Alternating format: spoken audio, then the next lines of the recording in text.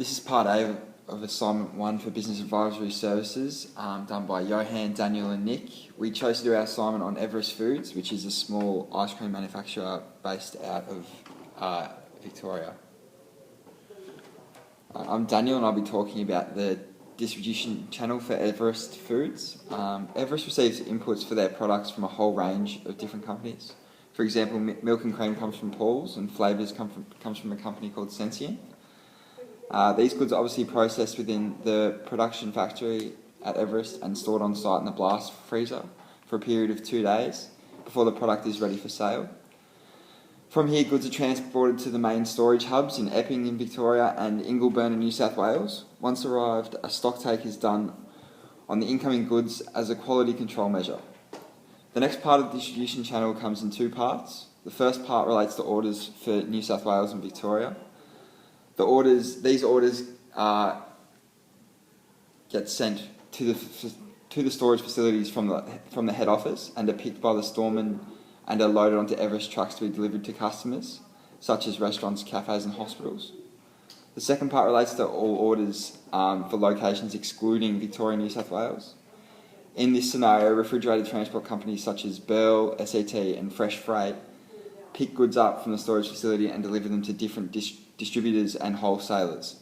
As discussed earlier, the Everest Cafe, which is independent to Everest Foods, deals with all public sales. The final part of the channel is in regard to receiving payment.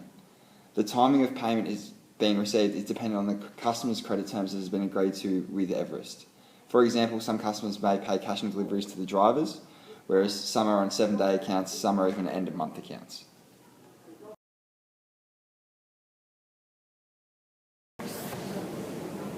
Everest Foods belongs in a niche marketplace of selling 5-litre and 11-litre scoop ice cream to ice creameries, restaurants, wholesalers and hospitals.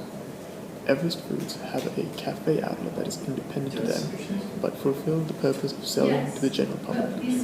Goods include ice cream, gelato and pasta. As you can see, it is quite clear that there are quite a few target customers. If we were to determine just a single target customer, we would look at the sales of individual sectors, such as the restaurant sector, the public sector, hospital sector, wholesaler sector, and even the ice cream parlor sector. The greatest amount of sales would be likely to give us an individual target customer to assess. In looking at the sectors, wholesalers and distributors segment has the highest percentage of sales, so could be considered a major target customer.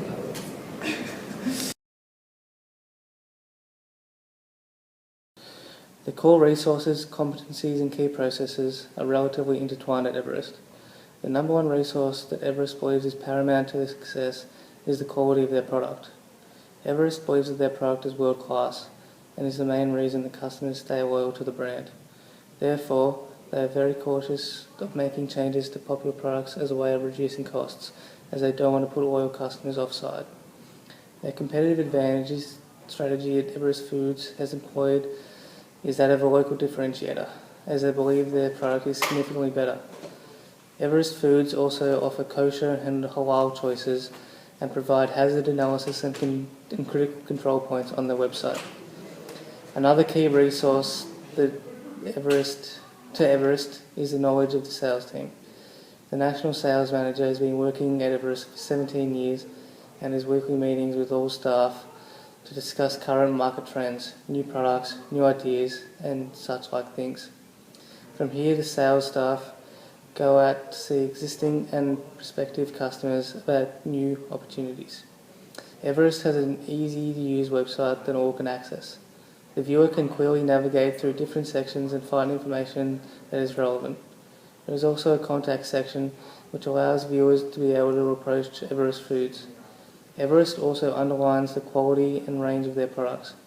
All these factors signal that Everest Foods is a differentiator, and therefore Everest Foods needs to use this strategy effectively to be successful and not only succeed in the short-term future but also the long-term.